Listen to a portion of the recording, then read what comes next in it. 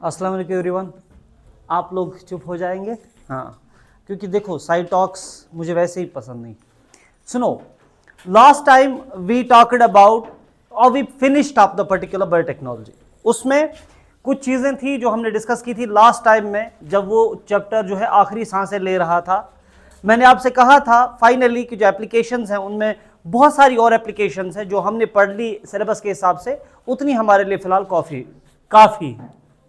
Now last में जो हमने किया था it was what we can say golden rice, and finally मैंने आपको कहा था रोजी के बारे में जब हम जेनेटिकली मॉडिफाइड ऑर्गेनिजम्स पढ़ रहे थे। मैंने कहा था रोजी एक तरह की काऊ को बायोटेक्नोलॉजी में तैयार किया, या बायोटेक्नोलॉजी में क्या तैयार किया गया, यानी बायोटेक्नोलॉजी में उसको इंप्रूवाइज किया गया, उसका ब्रीड इंप्रूवाइज किया गया, और उसमें क्या था कि वो जो मिल्क वो प्रोड्यूस कर रही थी वो प्रोटीन रिच था, राइट। खैर आगे बढ़ेंगे।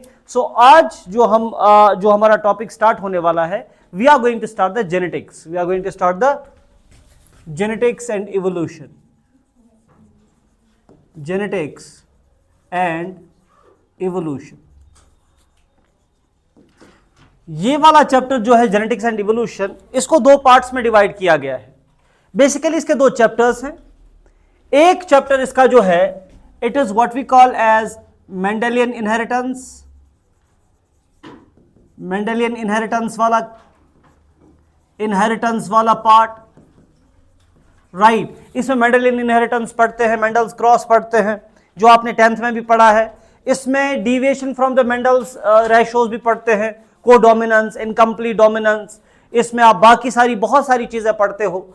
और इसका एक पार्ट जो है वो आप ज़ूलॉजी में पढ़ते हो। मैक्सिमम इसका पोर्शन जो है बॉटनी में पढ़ा जाता है, राइट। खैर इसके बाद इसका जो अनदर चैप्टर है, यानी इस यूनिट के दो चैप्टर, ये है molecular basis of inheritance, molecular basis of inheritance, right.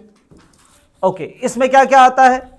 इसमें आप फॉर एग्जांपल डीएनए के स्ट्रक्चर के बारे में पढ़ते हो, आरएनए क्या है पढ़ते हो, टाइप्स ऑफ आरएनए पढ़ते हो, ट्रांसक्रिप्शन पढ़ते हो, ट्रांसलेशन पढ़ते हो, इसमें ये सारी चीजें पढ़ते हैं आप। और इसका भी मेजर पोर्शन जो है वो बॉटनी में पढ़ा जाता है, एंड कुछ थोड़ा सा हिस्सा इसमें ज़ूलॉजी में पढ़ते हैं, राइट। सो इसका मतलब दोनों ही यूनिट्स को डिवाइड किया गया है, आधा बॉटनी में आपको पढ़ने को मिलेगा, आधा ज़ूलॉजी में पढ़ने को मिलेगा, आधा बॉटनी में आधा ज़ूलॉजी में पढ़ने को मिलेगा, right. So let's talk about the topics one by one जो हमें इस जेनेटिक्स में पढ़ने हैं। तो आज हम पहला टॉपिक कर लेंगे। सबसे पहला टॉपिक जो हमें ज़ूलॉजी में करना है जेनेटिक्स एंड इवोल्यूशन के रिलेटेड। ओके, इवोल्यूशन की मैंने बात नहीं की, वो हम लेटर ऑन बात करेंगे। चलो, पहला टॉपिक जो हम आज स्टार्ट करने वाले हैं जेनेटिक्स का, that is sex determination, the first topic, sex determination. Shabash, what is sex determination? Can anyone tell me?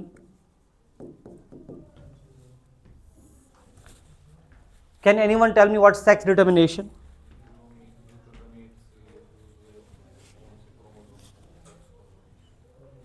Shabash, can anyone tell me what's sex determination? कोई कुछ तो बताओ। शाबाश।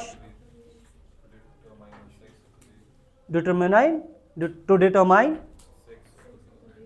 Okay, very good. बट किसी के पास इससे थोड़ा बेटर है, कुछ बेटर वर्डिंग्स, कुछ बेटर ये है तो बहुत अच्छा, डेफिनेशन है यानी क्लोज है, यानी इसका कॉन्सेप्ट जो है वो क्लियर है। किसी और के पास ये कॉन्सेप्ट है?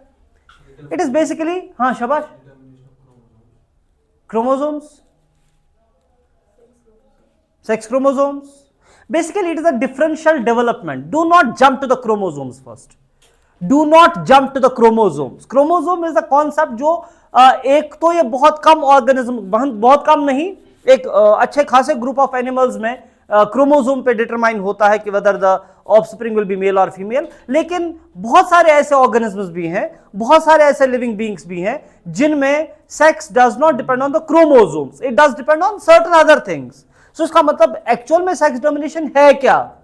सेक्स डिटर्मिनेशन है, it is a differential development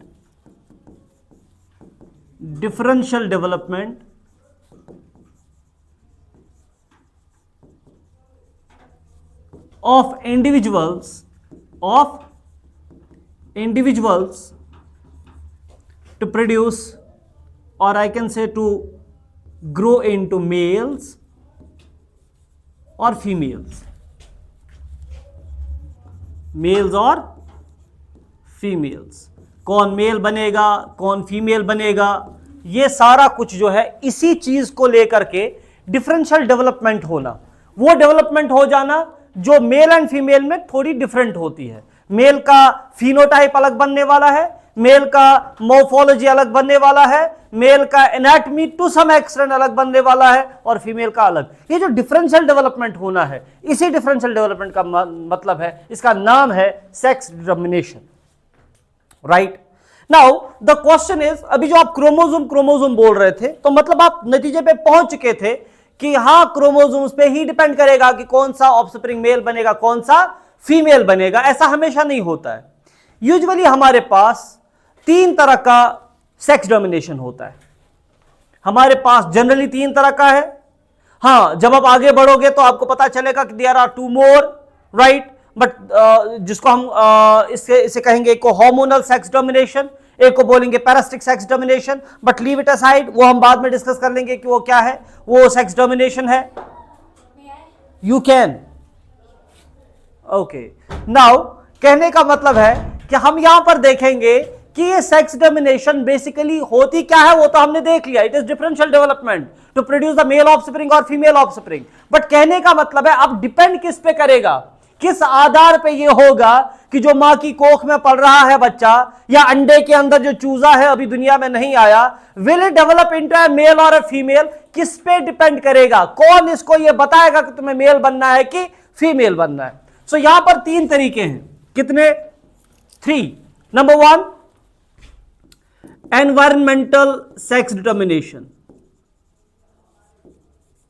environmental sex determination, इसका मतलब एनवायरमेंट तय करेगा, एनवायरमेंटल कंडीशन तय करेगी कि ये जो मां की कोख में या अंडे के अंदर, मां के कोख में बात बाद में करेंगे क्योंकि that is in case of mammals, and mammals में जनरली ऐसा होता नहीं है।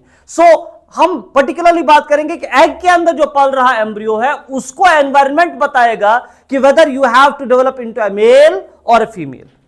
कौन बताएगा, एनवायरमेंट। एनवायरमेंट मींस टेम्परेचर बताएगा, आसपास का माहौल बताएगा, वो थोड़े एग्जांपल्स हम अभी देख लेंगे। लेकिन दूसरा, अच्छा ये कह सकते हैं कि कोई भी इंसान अपनी मां की कोख से मेल या फीमेल पैदा नहीं होता, हालात उसे मेल या फीमेल बनाते हैं, ठीक है। वैसे ये इंसानों में नहीं होता, ये आप क्रोकोडाइल में देख सकते हो, ये आप टर्टल्स में देख सकते हो, राइट, ये आप फॉर एग्जांपल और भी कुछ ऑर्गेनिज्म बोनेलिया में देख सकते हो। आगे उसके डिस्कशन में बात कर लेंगे। Number 2, it is what we call as non-allosomic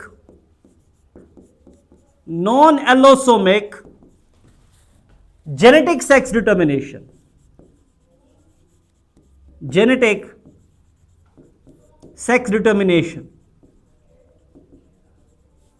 यानी जीन्स पे लिखा हुआ है, क्रोमोसोम्स के अंदर लिखा हुआ है, मगर सेक्स डिटरमाइन करने के लिए, सेक्स डिटरमिनेशन के लिए कोई भी पर्टिकुलर क्रोमोसोम नहीं है।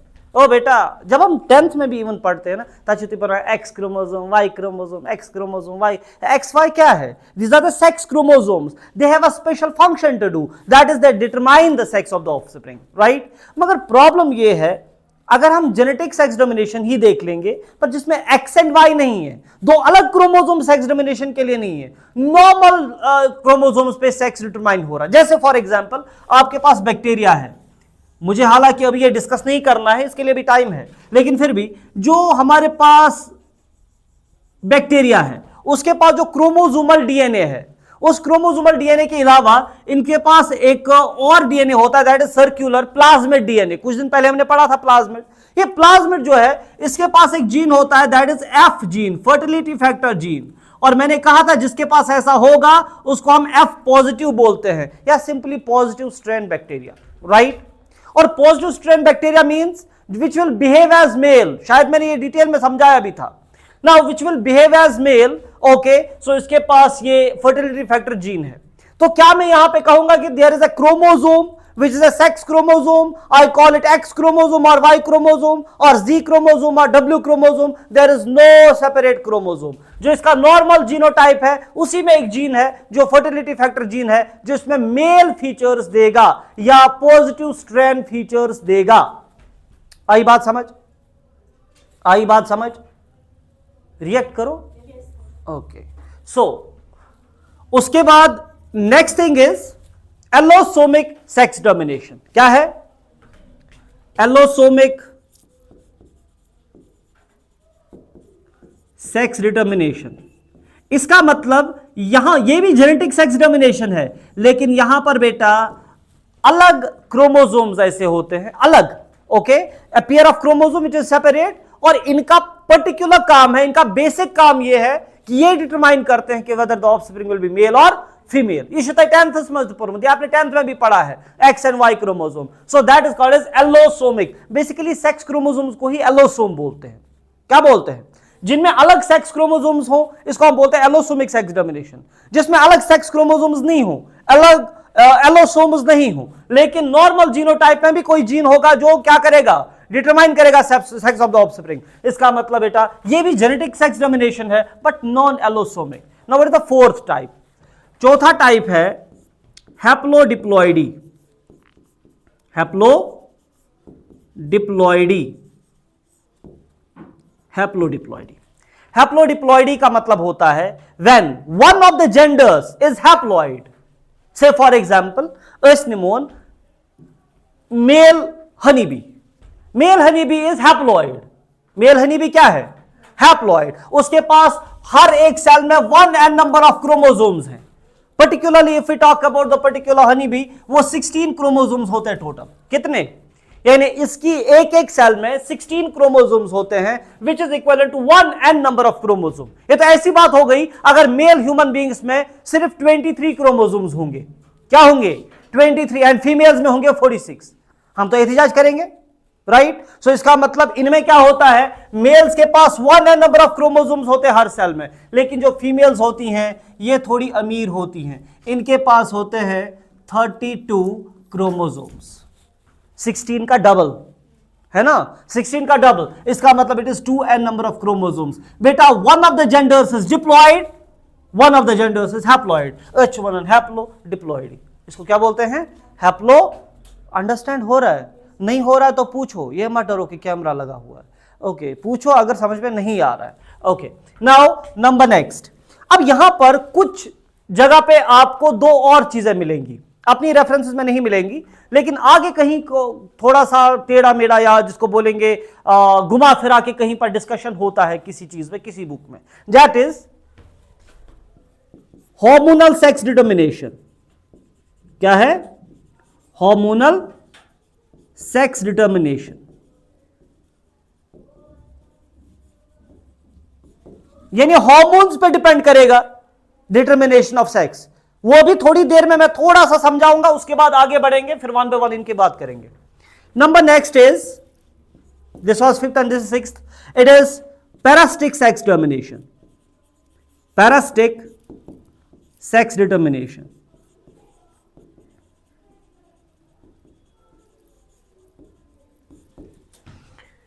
हार्मोनल सेक्स डोमिनेशन का मतलब हार्मोन्स पे डिपेंड करता है। किस पे? हार्मोन्स पे डिपेंड करता है। बट द प्रॉब्लम इज ये दो सेक्स डोमिनेशन जो लास्ट वाले हैं ये हमारे सिलेबस में डायरेक्टली तो नहीं है, लेकिन इनके बारे में एक और चीज आपको बता दूं, ये जो दो सेक्स डिटर्मिनेशन के जो मेथड्स हैं, they are not basically the sex determination methods. इमशन सेक्स डिटर्मिनेशन की ये बेसिकली है the cases of sex reversal. They are basically cases of sex reversal. Sex reversal जैसे फॉर एग्जाम्पल हम आगे सुनेंगे इसमें क्रूज हैन के बारे में। किसके बारे में? क्रूज हैन। क्रूज हैन सुना आसान, दैट इज नॉर्मल हैन जो आपके पास है घर में। अब तो होती नहीं है, अब तो हमने ब्रॉयलर पे ओके ब्रॉयलर लाया, काट कूट के ओके खा लिया। पहले घर में ना देसी मुर्गे हुआ करते थे। मुर्गा और मुर्गी ये दो है ना, okay, male and female, okay, poultry birds what we say, okay, या roosters and that hens, right. इसमें से जो रूस्टर है, जो फॉर एग्जांपल जिसको हम बोलते हैं कि ये मुर्गा है, राइट, मेल में एक मस्कुलाइन कैरेक्टर होता है तो बहुत सारे, एक मस्कुलाइन कैरेक्टर है कि बांग देता है सुबह सुबह 3 बजे, पता नहीं उसको क्या हो जाता है, सुबह 3 बजे वो बांग देता है, right. It is masculine character. क्या तुमने कभी मुर्गी को बांग देते हुए देखा है? हो ही नहीं सकता। अब इसने तो कभी इक्वालिटी मांगी नहीं, अरे खैर वो अलग बात है, लेकिन मुर्गी कभी बांग नहीं देती। लेकिन कभी कभी अचानक से ऐसा हो जाता है कि एक मुर्गी ऐसी हो गई जिसने अचानक से बांग देना शुरू कर दिया। क्या कर दिया? क्या कर दिया? बात तो करो, मैं कब्रिस्तान में थोड़ी पढ़ा रहा हूं, फिर तो अल्लाह मगफिर लहा ना वमा इतना पढ़ रहा होता। सो मेरे कहने का मतलब है कि यहां पर जो मुर्गी कभी बांग नहीं देती है, कभी अचानक से ऐसा हो गया, कोई एक टिपिकल मुर्गी है, हमें पहले से पसंद नहीं थी, अचानक से उसने क्या कर दिया, बांग देना शुरू कर दिया।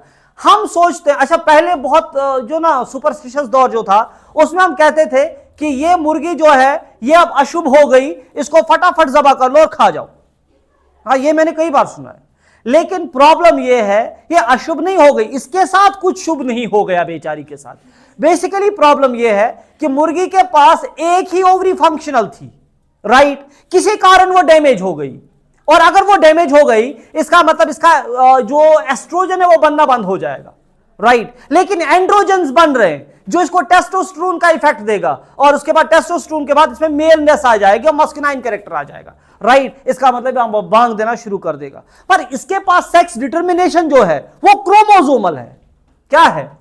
It's a chromosomal sex domination. Once the particular I can say fusion of the gametes occur, zygote बन गया, यहीं पे डिटरमाइन हो गया कि chromosome, last pair of chromosome का कॉम्बिनेशन क्या है, वहीं पे डिसाइड होगा ये बने मेल के ना फीमेल। मगर बेटा फिर अचानक से जो इसके साथ हो गया, it was reversal of sex, it was an accident, it was an accident. या इसी तरह से फ्री मार्टिन, वो हम आगे देखेंगे, राइट। अच्छा, इसके बाद देखा गया कुछ और चीजें भी होती है जहां पर एग जो है it is going to become a male और a female fixed, right. For example an egg in a particular insect is going to become male, right. मगर प्रॉब्लम यह हो गया, इस पर पैरासाइट ने अटैक कर दिया और पैरासाइट ने इसको मेल के बजाय फीमेल बना दिया। पैरासाइट ज्यादा से ज्यादा क्या कर सकता है? इंसान को बीमार कर सकता है, राइट, या फॉर एग्जाम्पल मार भी सकता है। लेकिन कुछ इंसेक्ट्स में ऐसे भी ये पैरासाइट्स हो जाते हैं जो पैरासाइट्स उनका जेंडर ही रिवर्स कर देते हैं। ये क्या हो गया, right. So it is sex reversal, not sex determination. तो मेनली जितने सेक्स डिटर्मिनेशन केसेस हमारे पास है, there are only 4: environmental, non allosomic, genetic sex determination, allosomic sex determination and haplodiploidy. Now let's talk about the first case, that is what we call as environmental sex determination. ओहो, ये क्या हो रहा है? Okay, I will change the particular page. हाँ, ये चलो, okay. So first case, that is environmental sex determination. Environmental sex determination. ध्यान से सुनना मेरी बात, आराम से समझने के लिए। जितने कॉन्सेप्ट्स यहां पे क्लियर हो जाएंगे आपके 11th या आपके 12th में, उतना नीट में फायदा है, मोटी रकम नहीं देनी पड़ेगी for the crash courses and NEET courses, right. Okay, so environmental sex determination में क्या है? एनवायरमेंटल सेक्स डिटर्मिनेशन में एनवायरमेंट तय करेगा कि ऑफस्प्रिंग विल बी मेल और फीमेल। एग्जाम्पल लेंगे, बहुत ही जबरदस्त example, that's called as Bonellia. So gender or the sex of individual, लंबी चौड़ी डेफिनेशन नहीं लिखेंगे, sex of the individual depends on environmental conditions, on environmental conditions.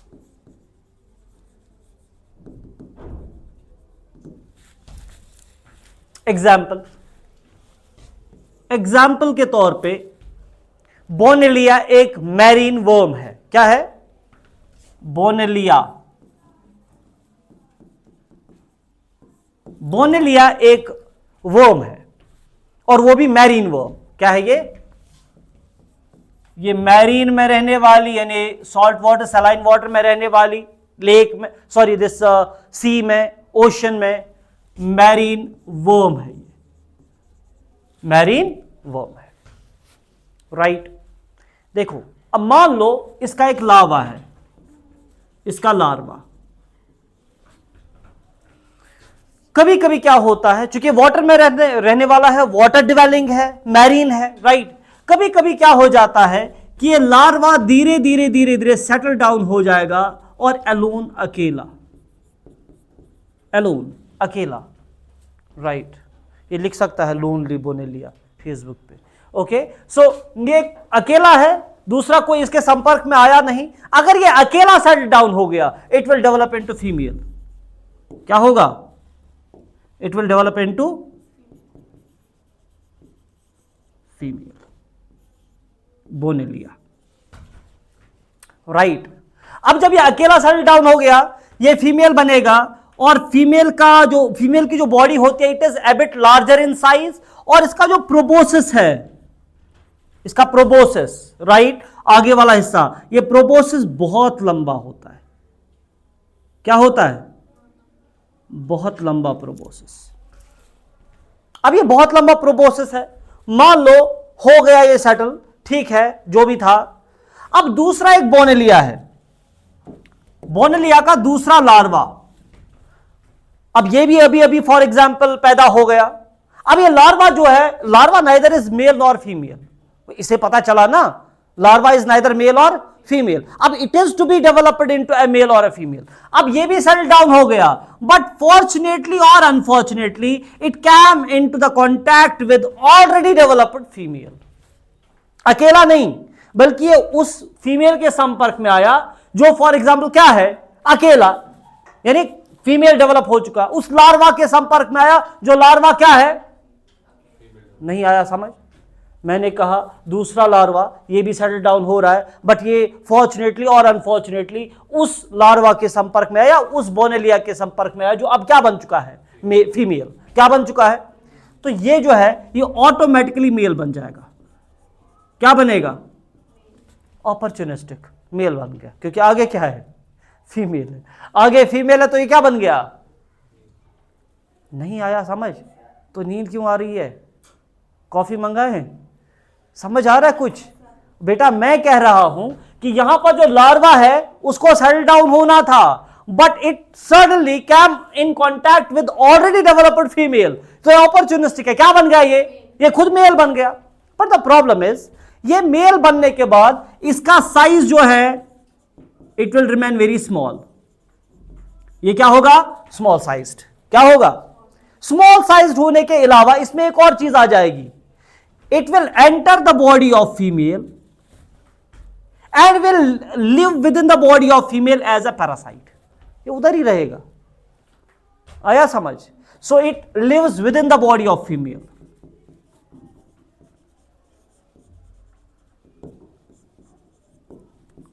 Body of female.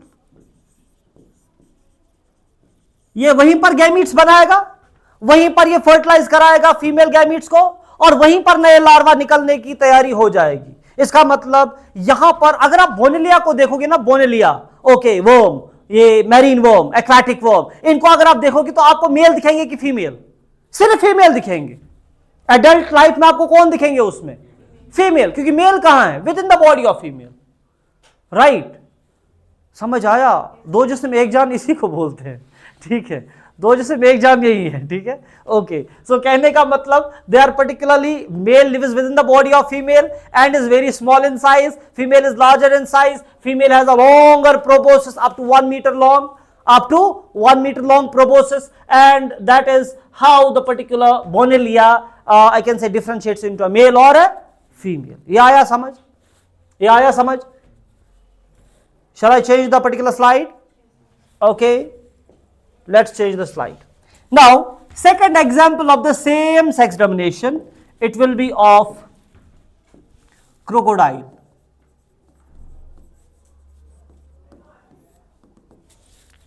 Crocodile is a reptile or an amphibian? Shabash. It is a reptile. It is a, पता है? आप तो ऐसे देख रहे हो जैसे 6th क्लास से 4-5 बच्चों को उठा के मैं यहां लाया हूं।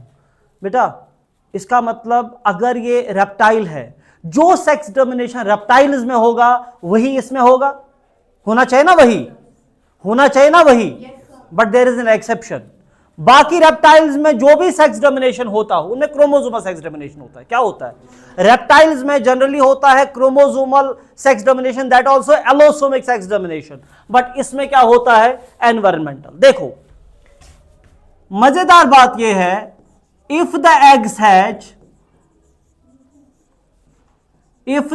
hatch at low temperature, यानी जिस पानी में वो एग्स हैं या जिस जगह पर वो एग्स है, they are being hatched at low temperature, at low temperature, at low temperature they will develop into females, they will develop into, या simply they develop into females. So किसने डिटरमाइन किया?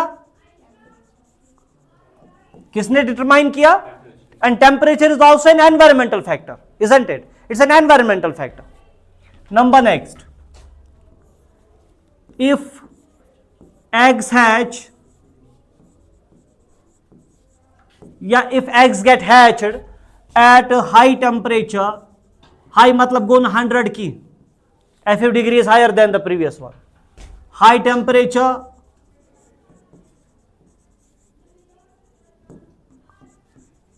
they develop into males, they develop into males, right? Now एक और example, that is turtle, sea turtle. Sea turtle, इसमें क्या होता है? Temperature below 28 degree Celsius induce maleness, induce what, यहां उल्टा है थोड़ा, maleness, and temperature above 33, and temperature above 33 degree Celsius induce female character, female characters, right? So कब? जब एग हैच हो रहे हैं, ड्यूरिंग हैचिंग। ये नहीं कि एडल्ट इस टर्टल में ये होगा, अगर टेम्परेचर डाउन है तो ये हो गया, ओके इसका मतलब इनको गर्मी लगी तो ये फीमेल बन जाएंगे, सर्दी लगी तो ये मेल बन जाएंगे, ऐसा नहीं। ये एग डेवलपमेंट के दौरान, जब एग डेवलप हो रहा है उस दौरान ऐसा होगा, ठीक है? ओके सो अब अगर चलो एक सवाल है, एक मजेदार सवाल, अगर टेम्परेचर था बिटवीन द 28 एंड 33 शाबाश, क्या हो जाएगा? क्या हो जाएगा? हाँ तो क्या डांस चल रहा होगा? ओके सो होगा ही नहीं मतलब, okay they do not have transgenders, come on. Basically problem होगा अगर 100 एग्स होंगे, almost 50 will be develop into males and 50 will develop into females, यानी ratio of male versus female it will be equal, right? अब अगर 28 degree सेल्सियस temperature होगा, most of the eggs will develop into what? Into the males, and अगर temperature होगा 33 और above तो most of the eggs will develop into females. So इसका मतलब अगर इन बिटवीन द टू होगा टेम्परेचर, सो यहां पर equal number of male and females बन जाएंगे, ठीक है? Okay so it was the environmental sex determination. Now इसका मतलब ये जो चीज है ये आपकी समझ में आ गई, how environment can influence the development of an individual into male और फीमेल। ये तो आया समझ? चलो आगे बढ़ते।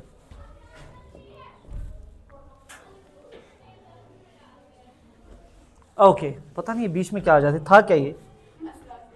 अच्छा अस्त्राल से मुफ्त में इसका प्रमोशन हो रहा है, ठीक है?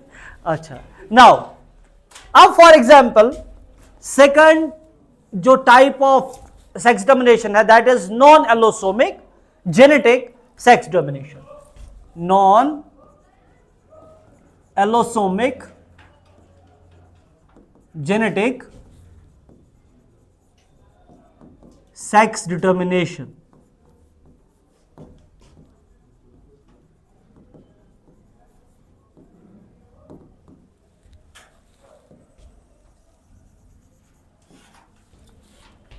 ओके, नॉन एलोसोमिक के बारे में मैं अभी आपको समझा चुका हूं। बेसिकली देखो, पहले एलोसोमिक को समझो, फिर नॉन एलोसोमिक को समझ लेते हैं। थोड़ी देर के लिए एलोसोमिक को समझ लेते हैं।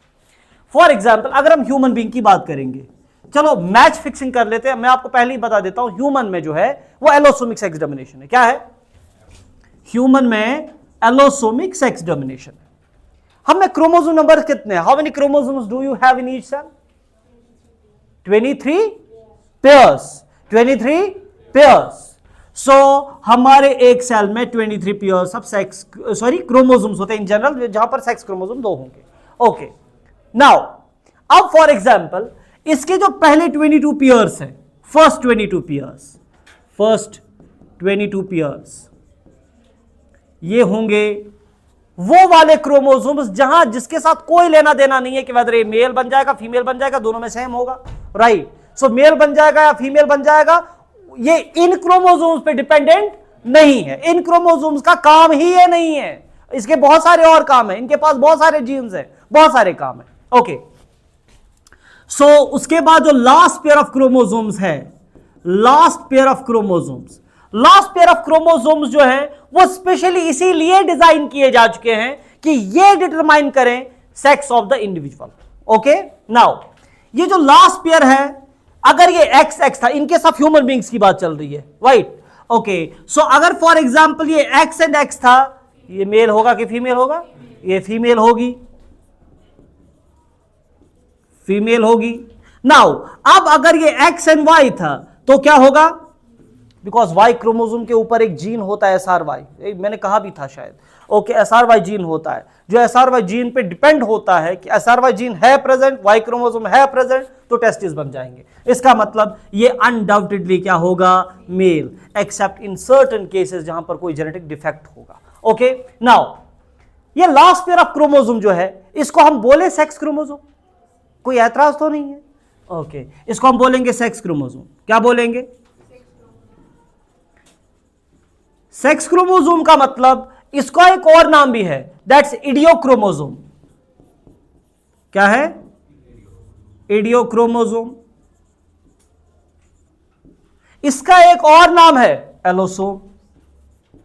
इसका मतलब अगर मैं आपको बताऊंगा there is allosomic sex domination, इसका मतलब यह हो गया कि दिस ऑफस्प्रिंग है, दिस ऑर्गेनिज्म है जिसके पास भी एलोसोमिक सेक्स डोमिनेशन होगा, इसके पास एलोसोम्स हैं, यानी सेपरेट पेयर ऑफ क्रोमोसोम्स, जिनको हम सेक्स क्रोमोसोम्स कहते हैं। Separate chromosomes, separate pair of chromosomes, जिसको हम सेक्स क्रोमोसोम कहेंगे या एलोसोम कहेंगे, इनके पास वो है, तो क्रोमोसोमल या सेक्स डोमिनेशन ही बन जाएगा, क्रोमोसोमल सेक्स डोमिनेशन या एलोसोमिक क्रोमोसोमल सेक्स डोमिनेशन। आई बात समझ? मीन तो नहीं आई किसी को? ओके, नाउ अब ये जो चीजें हैं, ये जो क्रोमोसोम्स है जिनका सेक्स के साथ कोई लेना देना नहीं है, इनको बोलते हैं non allosomes. Non allosomes, but ये नाम कुछ अच्छा लगता नहीं है, राइट, इसलिए इनको बोलते हैं ऑटोजोम्स। क्या बोलते हैं? ऑटोजोम्स। सो ये ऑटोजोम्स या नॉन एलोसोम्स होते हैं और ये होते हैं एलोसोम्स। अब कैसे समझ आएगा कि नॉन एलोसोमिक सेक्स डोमिनेशन क्या है? What is non allosomic sex domination? Now अब मैं आपसे ये सवाल पूछता हूं, tell me what is the non allosomic sex domination? जिसमें अलग पेयर ऑफ क्रोमोसोम नहीं है, सेपरेट पेयर ऑफ क्रोमोसोम्स नहीं है, नॉर्मली जो क्रोमोसोम्स है उन्हीं में से रैंडमली किसी के ऊपर एक जीन है, जिस जीन की वजह से मेल कैरेक्टर या फीमेल कैरेक्टर आ जाएगा। ऐसा कुछ प्लांट्स में देखा जाता है। ओके, सो इसको थोड़ा सा शैल आई रब दिस, क्योंकि ये वाला स्लाइड जो है आउट ऑफ द टर्न आ गया, ये बीच में समझाना था मुझे। ओके, पद्मा उछु लास्ट इज द पी याद क्या गो, allosomic and non allosomic mix हो गया है, राइट। ओके, नाउ अब देखो, अब यहां पर जो हम सेक्स डोमिनेशन पढ़ रहे हैं नॉन एलोसोमिक, इसका मतलब it is the type of sex domination, sex determination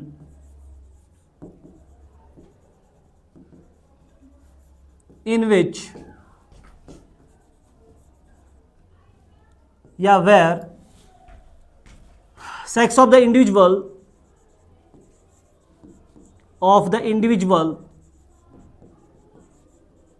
depends on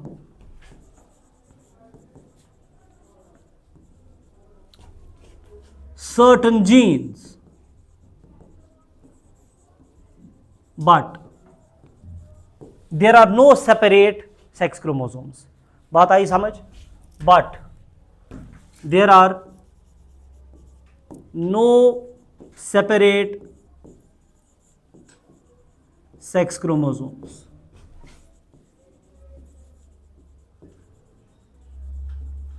और एलोसोम्स, तभी ना नॉन एलोसोमिक, तभी है ना नॉन एलोसोमिक। अच्छा एक और चीज, इसके एग्जाम्पल्स में मैंने पहले किसका नाम दिया था? बैक्टीरिया का, क्योंकि बैक्टीरिया के पास एक जीन है, F gene, fertility factor gene. It was where? It was in the plasmid. It has been discussed in, I can say, in your class so many times. Okay, जैसे मैंने जब biotechnology आपको पढ़ाया था, मैंने कहा था प्लाज्मिड एक नेचुरली अकरिंग एक सर्कुलर डीएनए होता है. Okay, it is a non chromosomal this DNA of the particular bacteria, और ये सर्कुलर होता है. और ये भी कहा था कि इसमें कई जीन्स ऐसे होते हैं जो हम यूज करते हैं. इसमें एंटीबायोटिक रेजिस्टेंस जीन था, इसमें कॉल जीन था, और इसमें होता है फर्टिलिटी फैक्टर जीन, जिसकी वजह से सेक्स पाइलाई उसके बैक्टीरिया में होते हैं. राइट, सेक्स पाइलाई जो बैक्टीरिया में होते हैं, it is because of fertility factor gene. It's a masculine character. So इसका मतलब male bacteria, we generally call it a positive strain bacteria. Okay, उसमें ये जीन्स प्रेजेंट होंगे. नेगेटिव स्ट्रेन बैक्टीरिया में ये प्रेजेंट नहीं होंगे. आया समझ? आया समझ? Further, we will discuss these things in the next episode. Till then, Assalamu alaikum.